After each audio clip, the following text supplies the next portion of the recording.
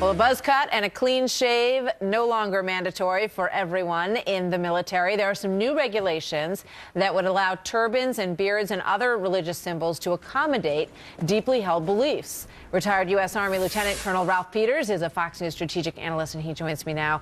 Colonel, good morning. Good to have you back on the program. Hey, great to speak with you, Martha. You know, there are two aspects to this question. There's the ethical religious, and then there's political. One is complicated. The political is very straightforward. I hope we can talk about them both. Absolutely. So, you think that there are some situations where accommodations should be made. Well, it's a tough question because good order and discipline has to come first.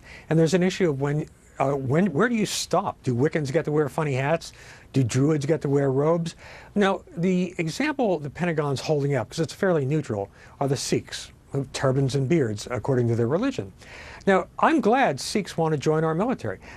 Sikhs have a long tradition of being really tough, noble warriors, centuries. Best troops, except for the Madras sappers, best troops the British had in colonial India were the Sikhs. They're great.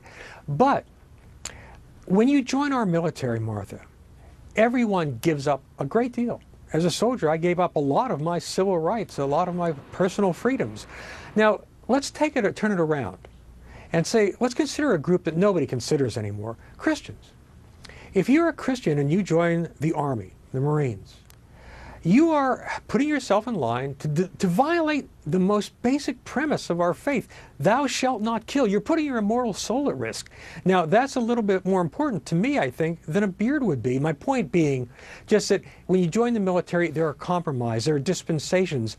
So I am worried that this is just more of the politically correct assault on basic military values, which leads us to problem two. Yeah, what happens, two things come to mind. And you've sort of touched on this. When you join the military and you wear a uniform, in many ways, you are giving up your individuality in some ways in order to become part of a cohesive group, right? And everyone, as you point out, leaves certain things behind in order to meet that common goal. Now, the military is saying, the Pentagon is saying that these will be case-by-case basis, that even, for Sikhs, and I understand there's only a couple that are currently enrolled in the U.S. military, according to what we're hearing.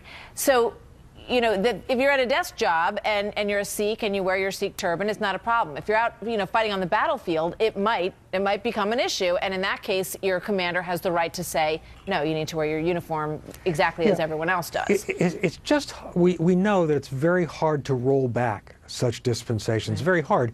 And there are practical reasons, for instance, for the ban on beards in the military. It's hard, almost impossible to get a good seal on your protective mask, your gas mask. But I think that while the ethical and religious issues are a gray area, they're very tough. And I can really see both sides of that. The bigger problem for me is that Team Obama's base, looks at our military and sees a large self-selecting conservative group because, young liberals don't join the military, they join Facebook. And this is one group that's overwhelmingly conservative by nature, not radically so, which Team Obama, this administration, has tremendous control over and can use for social experimentation. So you saw moving gays in the military, and I have no problem with that, by the way, as long as they sign up for the full program and aren't just making a political statement. But you've also got the idea of women in combat, which is going to inevitably lower physical standards and get people killed. Now you have loosening regulations on religious garb and religious wear. And, if a Christian says, well, gee, I believe in the Knights Templar, I want to wear a red cross on my left breast.